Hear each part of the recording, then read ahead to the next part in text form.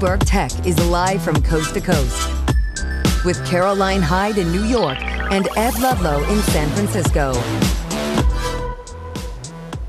This is Bloomberg Tech. Coming up, Bloomberg News pulls back the curtains on Apple's revamped Siri design ahead of its WWDC debut. Plus, Snowflake jumps the most since 2020 after the software maker gave a stronger outlook and signed a $6 billion deal with Amazon. We'll hear from the CEO. And Meta introduces paid chatbot subscriptions to help offset its AI infrastructure costs. First, we look at infrastructure and how actually an infrastructure deal with Amazon is helping summon the narrative around Snowflake. Extraordinary move, the biggest jump in the stock since 2020. We're looking at 34% gain after a 34% gain in product revenue for this company. It was a beat, it was a raise, and there's real acceleration in people using their AI coding tool in particular. $22 billion added in market cap. So much to digest today, Ed. A lot of news headlines this morning. One coming from the information that Microsoft next week is going to introduce a coding model, a model focused on coding, a marketplace we've covered so much of late. The stock off session highs, but we saw gains 3.5%, almost 4%. So the market taking it seriously. If we hear more, we'll give you more. We will, and now we can give you more on what to expect with Apple's Siri overhaul, because it's going to take center stage in the company's next major software update. And Bloomberg News has details on what to expect ahead of the WWDC debut. Now, these Bloomberg-created illustrations, they offer a look at the revamped Siri interface, including a new chatbot-style app. Now, the images that you're currently looking at, they're based on information viewed by Bloomberg and people with knowledge of the company's plans. Well, who brings us those plans? It's Bloomberg Consumer Tech and Apple Managing Editor Mark Gurman. So the look, the feel, it's really building on some of the updates we've had in the past and improving them. Well, I'll just say this. This is an incredibly exciting moment for Apple. I think consumers should be pumped. What Apple is doing here is they've seen everything that OpenAI and Google and Anthropic have done. They believe that AI has a place at the center of its products, and they're finally going to implement that. So this is a really big deal for consumers. People have been clamoring for a version of Siri that works properly for the better part of 15 years. And my strong belief is we are finally going to get that this fall. So I see this as a major development and accomplishment for Apple in its quest to try to bring AI to the masses, taking a slightly different tack than their rivals in the space. Mark, there's two parts to this, as you report it. There's the standalone Siri app. Let's say it's akin to a ChatGPT app. And then there's how you interact with Siri on the screen of your phone. You know, however you open up the phone. We're going to go through some of the images that you included in the story, but could you just explain those two parts that we're detailing? And as we cycle through the images, we're showing them on the screen right now. Again, these are Bloomberg-generated images based on our reporting, both discussions with sources and documentation that we viewed. But those two new features, please.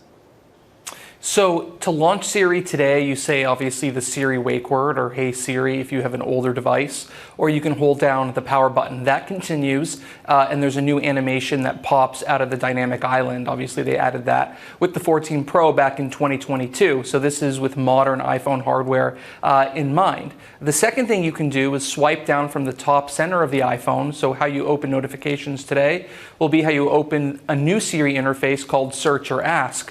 And that essentially takes you into a type to Siri interface, basically a system-wide AI agent.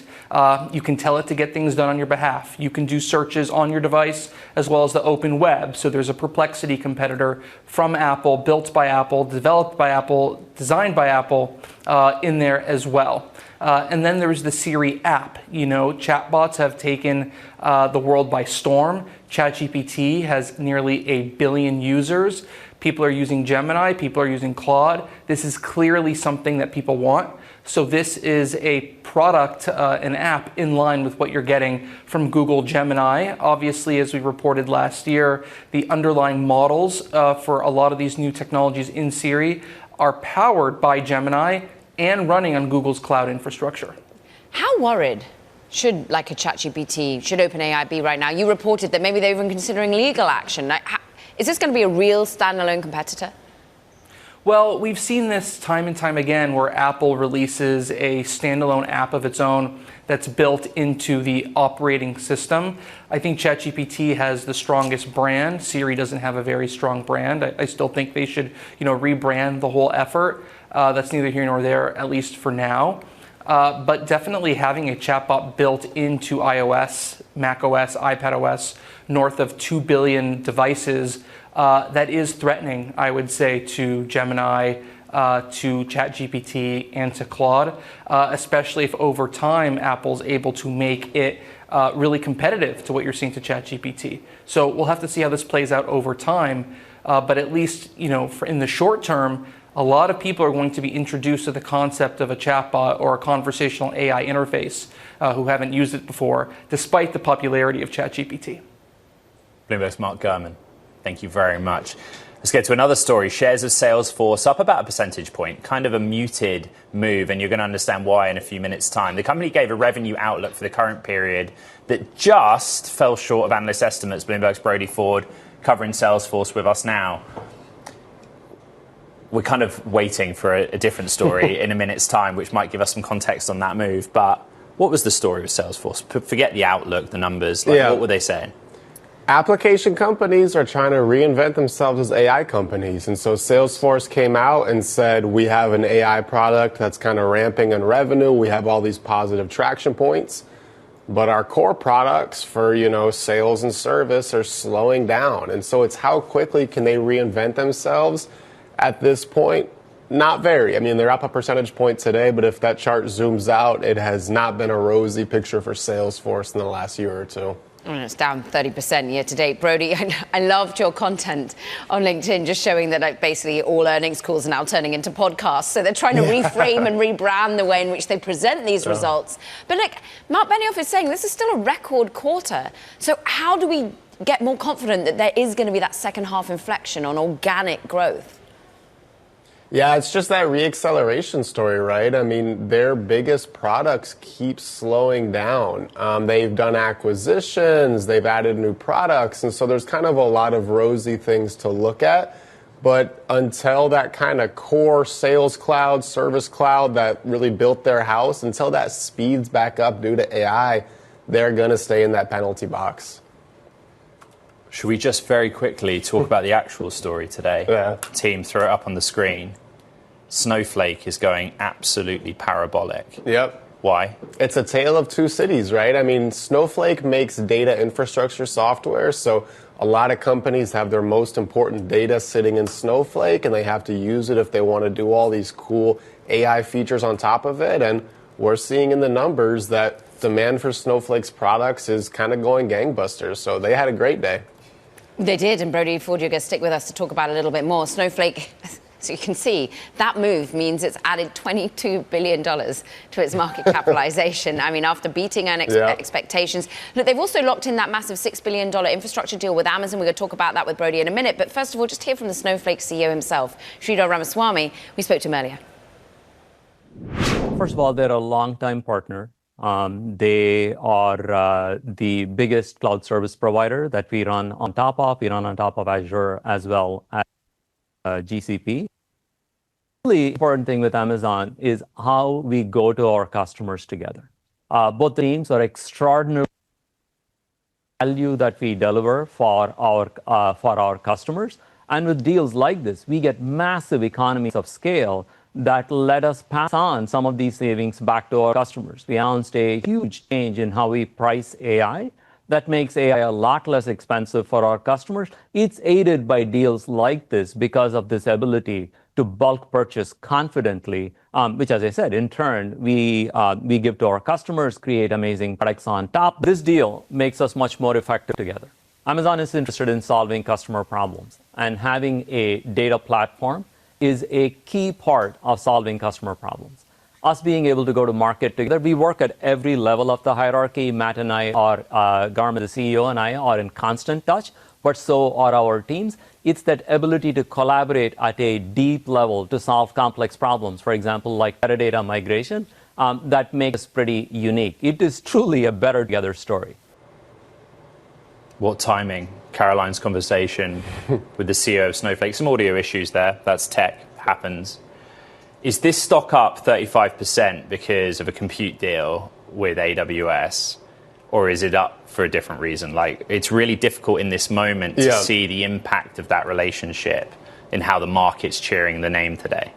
It seems that most of the rally is due to their own products and the fact that they have a pretty strong outlook. But the Amazon deal is interesting because a big part of the software story right now is when you're spending all of this money on LLMs, on AI features, that does hurt your margins. And so anything that companies are able to do to get economies of scale and drive costs down, which appears to be what's happening, that's also good news.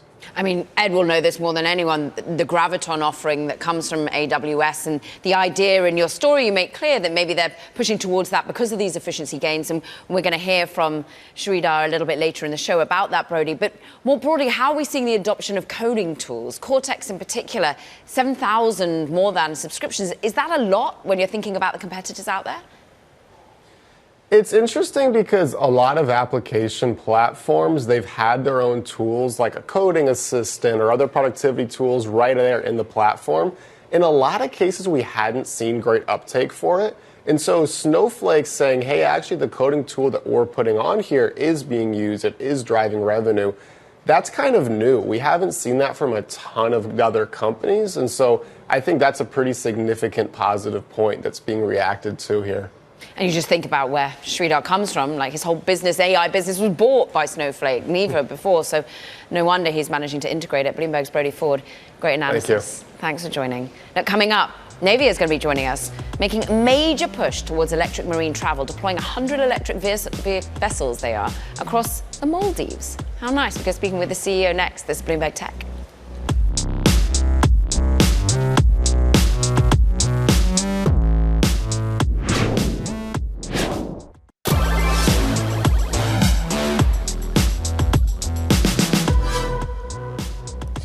US-based maritime technology company Navier is deploying 100 electric vessels across the Maldives to build an inter-island transportation network linking airports, resorts, local communities. The rollout marks a major milestone for electrified marine mobility. Joining us now is Navier CEO Sampriti Bhattacharyya, back on Bloomberg Tech. And with respect, last time you were on the program, Navier was in a very different place, just getting started. Fast forward, you're going to put 100 of your vessels in a really interesting market, and you're really ramping up commercially with a $100 million deal. Let's start with the Maldives piece. When we last spoke, you weren't looking at this kind of luxury inter-island market. Now you are. Why? Actually, we always saw the potential for, transportation with the N30 for islands. But what is interesting here is that Maldives is this place where there's a natural need for the technology, and that aligns very well with our vision. It has a vision for 2030 net zero, and there's over 1,000 islands. Today there is over, 2,800 gas-guzzling boats. The fit is so on spot, and we are very grateful for the partners we found who have like the JIH, who have the similar vision of like developing the country's infrastructure. Let's talk about the N30 Pioneer Edition. What does it show in terms of performance? What does it do that's unlike anything that's on the market? Yeah, absolutely. At a high level, our goal at Navier is to build a standardized foundational layer, I would say, the best possible platform on the water with, dual use case, whether that's transportation or defense. And we are very focused on making this reliable, long range, and applicable for different kind of sea states. So this is not just the deployment of the boat, but this is also the deployment of a network. So usually when you go somewhere, you have one-off boats that takes you to an island. But in this case, it's more like what you see in the land, what you see in the air, right? You have United Airlines, you have Blacklane, you have Four Seasons on the land, right? But when it comes to the water, there is no standardization.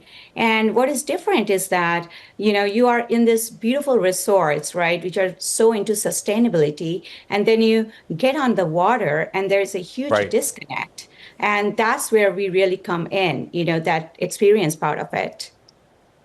Sampriti, how much pressure are you under to deliver for JIH and the Maldives project? Like, 100 of these.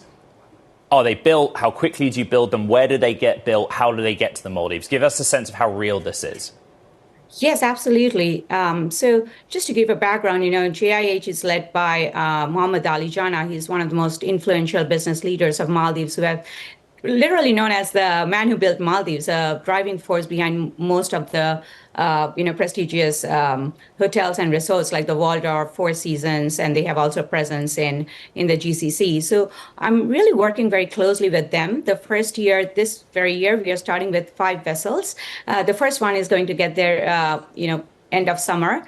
And then we are going to test out this fleet. And at the same time, we will be working very closely with, JIH to plan out the infrastructure, the routes, and then the deployment is phased over the next 3 years. So there is a bit of like the infrastructure planning, route planning, and then the software layer of it, right? So we want to make this a very seamless experience where Maldives really become almost like the, it becomes a playbook of how to replicate this in, many other places. Well, how do you replicate that into a defense narrative, not just luxury briefly? Right, because, if you go back to it, the company is really focused on what we call building the generalized marine vessel platform.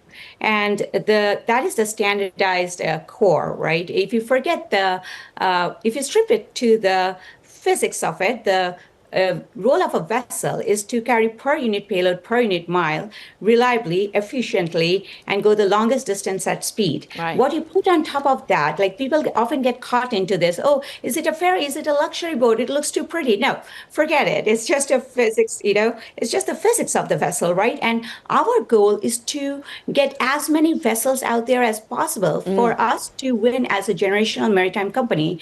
What you are seeing today in asymmetric warfare, right? We have to move away from exotic vessel building to standardized, scalable systems. And that you can only do when you're dual use. And commercial use cases forces you to ruthlessly cut down cost. So that's a big part of it. When you have dual use platforms, you streamline everything, the building, maintenance, supply chain, and so on. So Sampriti, fascinating. Sampriti Bhattacharyya, thank you for joining us from Navier and discussing the Maldives move. Meanwhile, from electric vessels to electric vehicles, Waymo set to deploy new autonomous vehicles purpose-built for robotaxi use without human supervision. Now, dubbed the Ojai, the cars will be made available to select riders in San Francisco, Los Angeles, and Phoenix. You were one of those select individuals, Ed. Talk us through the ride you took. And am I saying it right? Yeah, Ojai as in the city in SoCal, but also hi. But for Waymo, this is very serious, right? This is the next phase of them scaling. So the Bloomberg Tech audience has probably seen one of the white Waymo Jaguar I-Paces. This is a vehicle that Waymo developed with Zeekr, an arm of China's Geely. And, it's a completely different design, more like a shuttle. But the point being that they final assemble these in Mesa, Arizona, and at scale of you're talking tens of thousands per annum. So in the first instance, free rides get user feedback. But if Waymo's going to break into the mainstream, this is what they see as being their mass volume transporter. Fascinating. And particularly the China angle as well, Ed. Particularly the China angle, but I think that's the story here, that because it's final assembly in Mesa, and that the skateboard arrives without any of the self-driving tech, they get going with it. There you are. There I am. A lot of fun. Read the Bloomberg story. We'll have more on the socials later. Now, coming up, Anthropic's explosive growth has turned into a highly sought-after employer. We've got more on that next. This is Bloomberg Tech.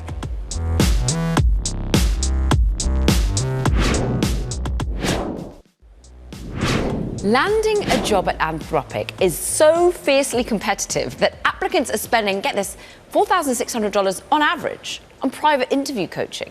Candidates say the startup's intense culture screen feels less like an interview and more like therapy. While the company faces some incredible pressure to survive economically while keeping its values, people are really clamoring to be part of that story. Bloomberg Joe Constanz, I'm pleased to say, is with us. You do this fascinating deep dive, what it's like to go through interview rounds at Anthropic.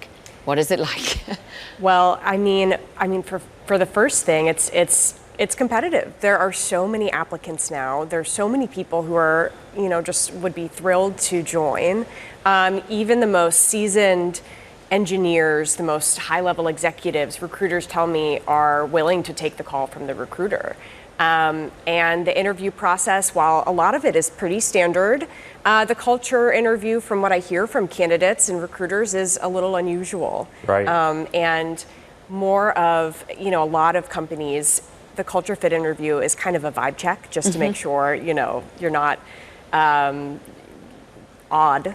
But then this interview is a little bit more of a hard They want you to filter. be odd in many ways. They want you to think differently or push back against thoughts that are different. They have a very defined sense of their own culture. And so they are looking for particular people to fit that environment. Hey, Joe, a lot of people I know that work at Anthropic are pretty odd. And if you're watching the show today, you know where to find me. So if you're a candidate, because I imagine actually a lot of the Bloomberg Tech audience are aspirational, they want to go and work at Anthropic. What does $4,600 actually get you? Like, what are you paying for? And is it working? Sure. Part of this story was interesting to discover a little bit more about this cottage industry of interview prep companies, these career coaches that are really selling, their services to help people prepare for these what feels like, oftentimes very high stakes sorts of rounds and rounds of these interviews and skills assessments. And so in some cases, it's just some resources to prep candidates on, what types of questions they can expect.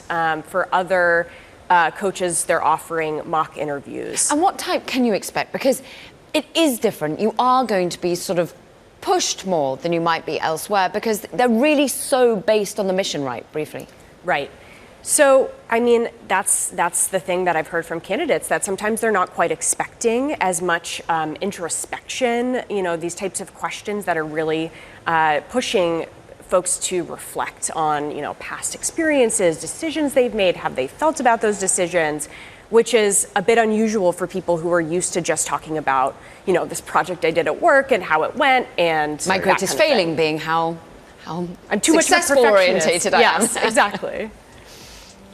Bloomberg's Joe Constanz with pretty much the most read story on Bloomberg today. Thank you very much. Coming up, Meta is selling consumer subscriptions to its Meta AI chatbot for the first time. Got that story next. Halfway through the program, heck of a lot more to come. This is Bloomberg Tech.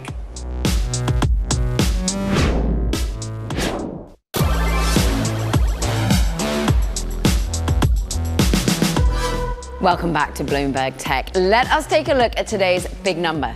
$22 billion and counting. It's how much the market cap for Snowflake has grown from just one day's market gain. Look, the stock we know is surging today. It's after the software maker gave a stronger than expected annual outlook.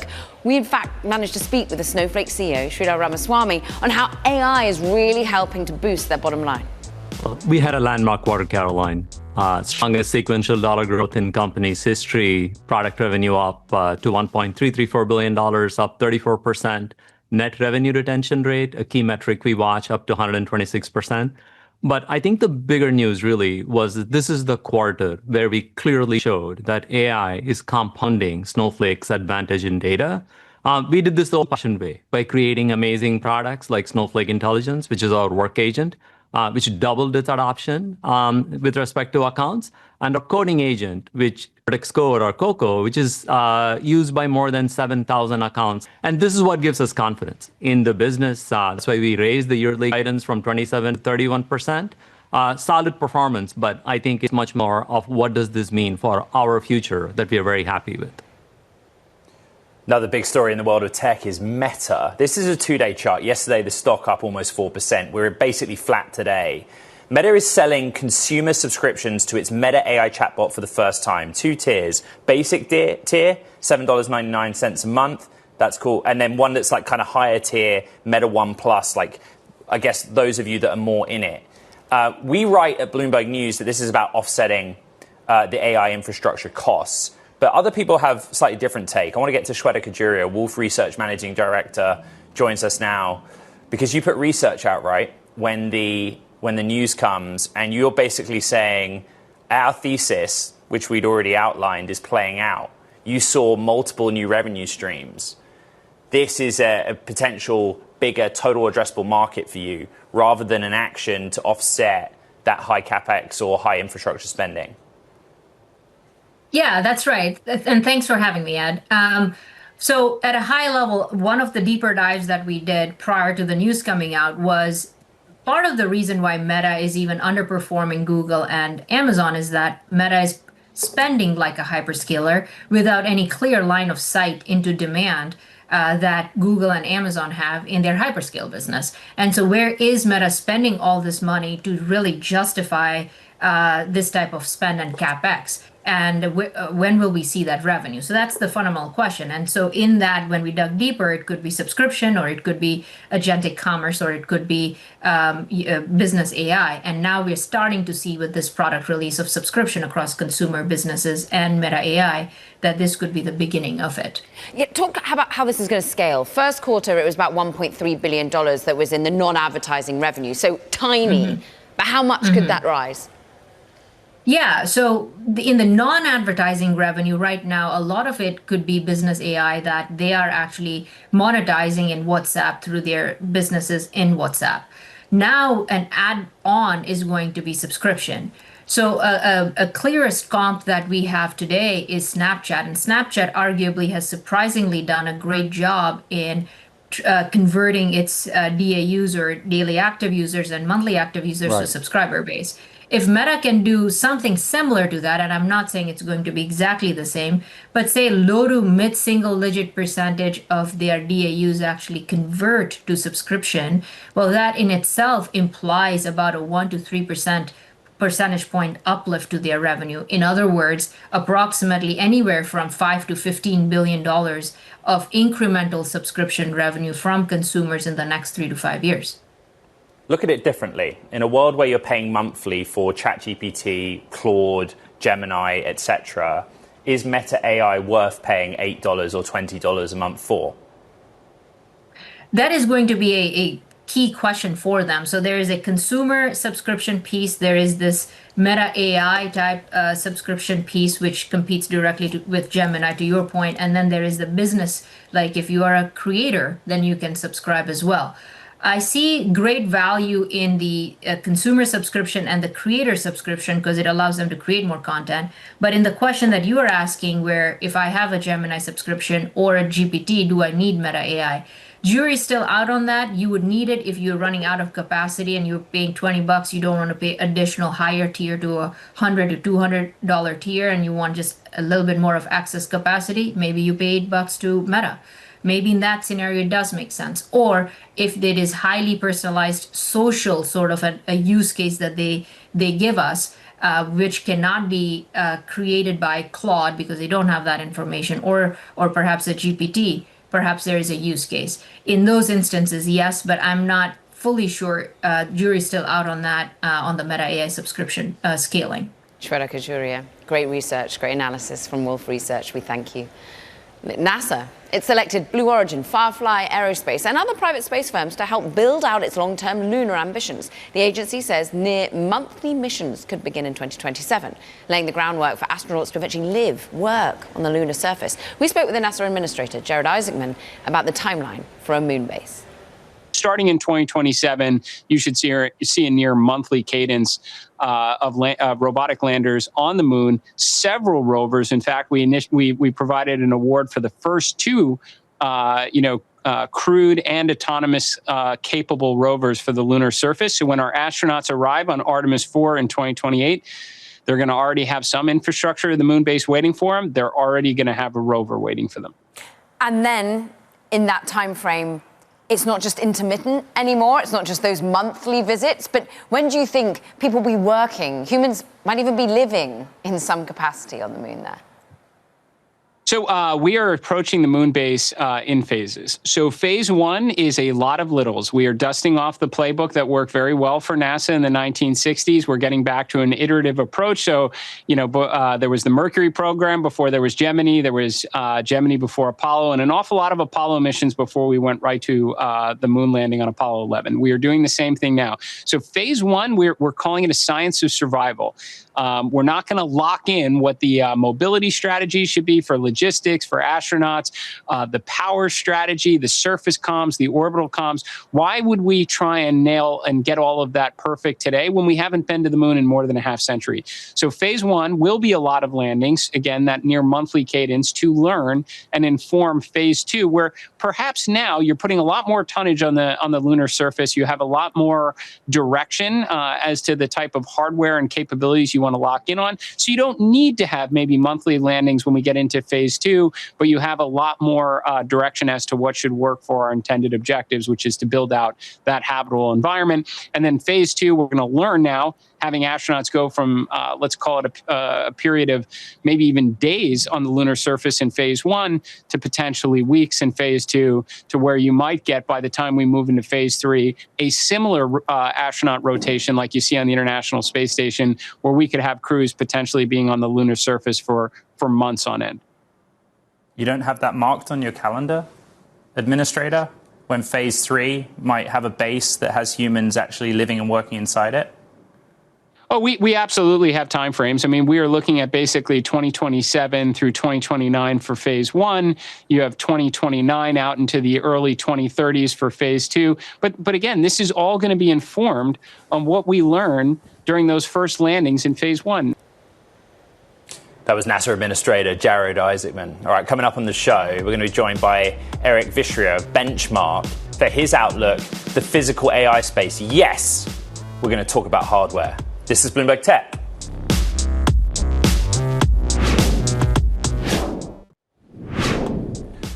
French AI startup Mistral AI is expanding into advanced manufacturing, striking deals with new customers Airbus and BMW as it looks to so-called physical AI to fuel growth. CEO and co-founder Arthur Mensch spoke with Bloomberg Tech Europe's Tom McKenzie.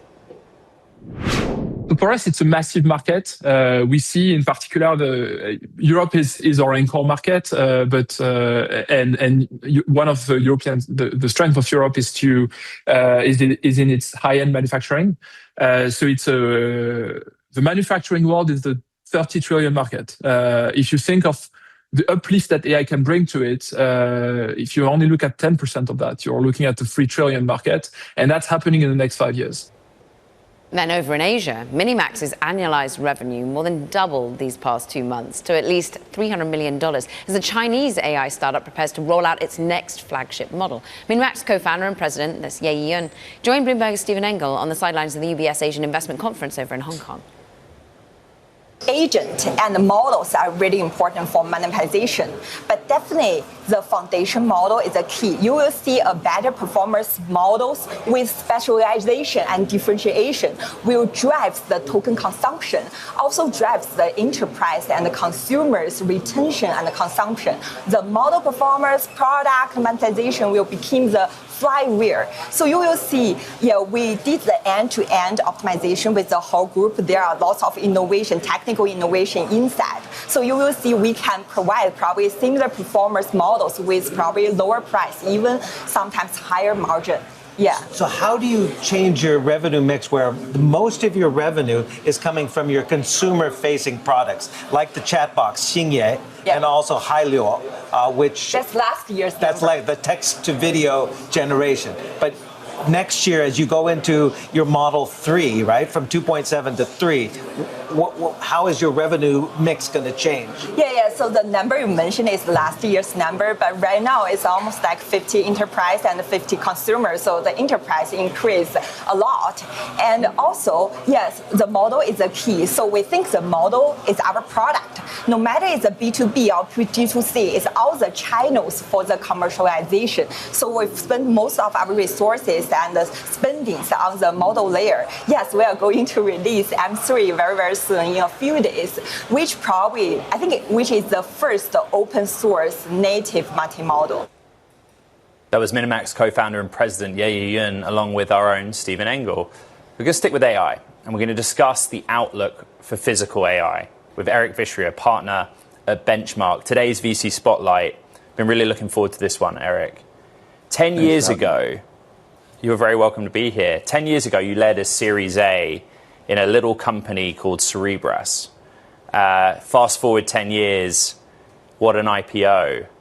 but it's indicative of where we're at right now in this demand for fast inference.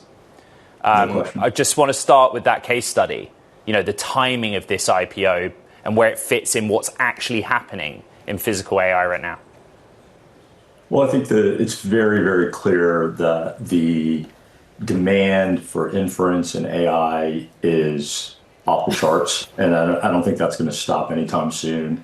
I think it was Alex Scattergood at Whale Rock who kind of recently said, if you think of the population of the world, there's like 1% of the world is maybe AI power users today. So if 1% of the world is AI power users today, and we're completely compute constrained for as far as the eye can see, what happens when 3% of the world or 4% of the world or 5% of the world becomes AI super users or power users? And so I think that we are going to be in this compute constrained world for quite some time, and I think that that's going to lead to a lot of success in all of the hardware layers, and it's also going to lead to the bottleneck moving around. Some days, some months it's going to be memory, some months it's going to be data center and power, some months it's going to be chips, and I think that bottleneck is going to keep moving around.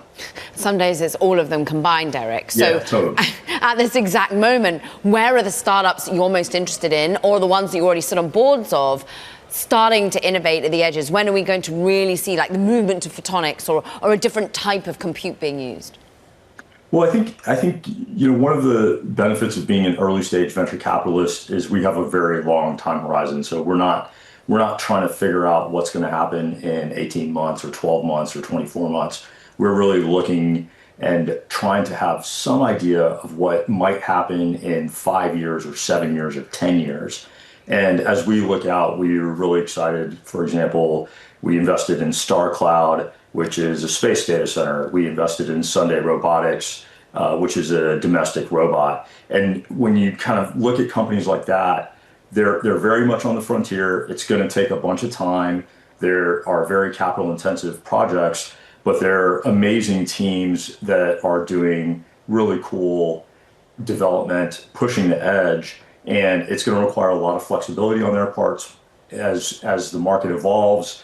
There's obviously a lot of unknowns, but there's also tremendous possibilities. I just want to go back to Cerebras for a minute. And to some, this is now ancient history. It's academic. But 2 days before the IPO, I broke a story that Arm and SoftBank had basically gone to Andrew Feldman and said, we'd buy you for a large number. And Andrew very quickly shut it down. And the rest is history, of course, because they went public. But as somebody that joined the board in 2016 and has had 3 of the 5 major investments go to IPO, what would you have made of that outcome instead of going public? Well, obviously you can't comment on that specific reporting, but we're a public company now. I think that has opened up a lot of possibilities in terms of what we can do.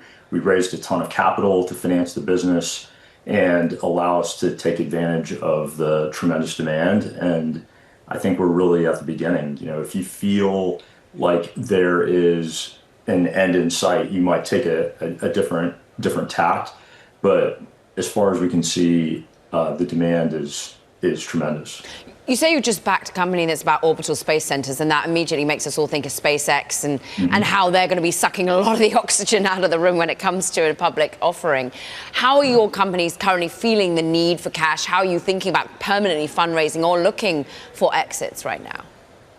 Well, it's really interesting right now. The venture landscape is very much have and have nots, which is if you are oriented around AI and you're growing really quickly, or have something that's very much on the frontier, there's almost like limitless cash available and funding available. And if you're not, even if it's a good business that people would have fallen all over themselves for 5 or 6 years ago, there's almost no funding available. So it's a very bimodal setup right now, which is challenging certainly.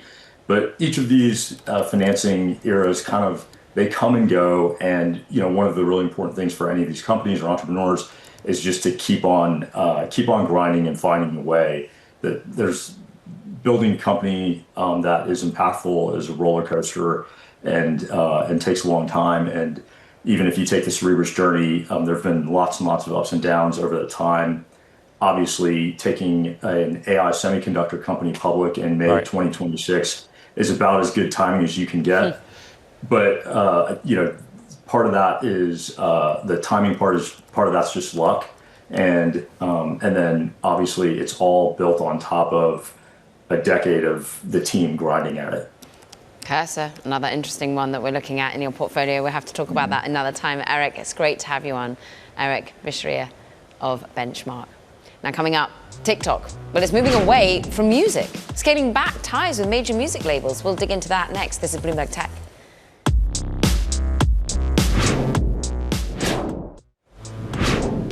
AI could provoke a 15% displacement of knowledge workers. That's according to Muddy Waters Capital CEO Carson Block, who joined Bloomberg's Haslinda Amin in an exclusive interview to discuss AI demand. Listen to this. Our house view is that we're going to see 15% displacement of knowledge workers. We think it could be as soon as 3 years. Is it 4? Is it 5? At some point, and it's in the single-digit number of years, this will be a factor, or this will occur in our view. And yes, there will be jobs that are created by AI, but we're talking about net losses because the technology is increasing in capability faster than we humans are able to adapt to it. Let's talk about the displacement of music labels, maybe over at TikTok, because music's been core to TikTok's identity since its days as Musical.ly, helping artists like Lil Nas X or Olivia Rodrigo just global stardom and weights. Now TikTok, though, is scaling back ties with major music labels and focusing more directly on those artists, according to sources. That's all discovered by Bloomberg's Alex Levine, along with Ashley Carman.